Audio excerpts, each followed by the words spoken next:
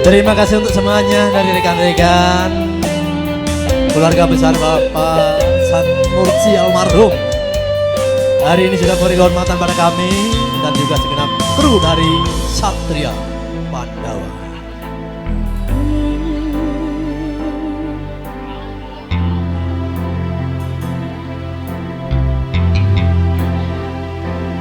Tungo kudu golemu urip ayam kanggo senengmu.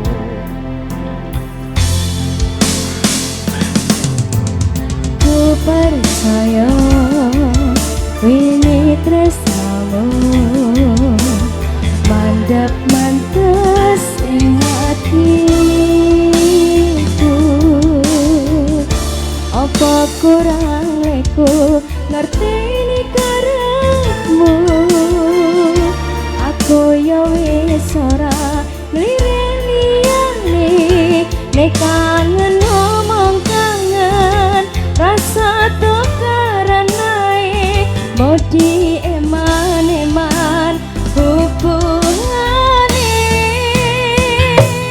Uang sing tak tresnani tak gawe sandaran ati. Mbok ojo satru wae sayangku.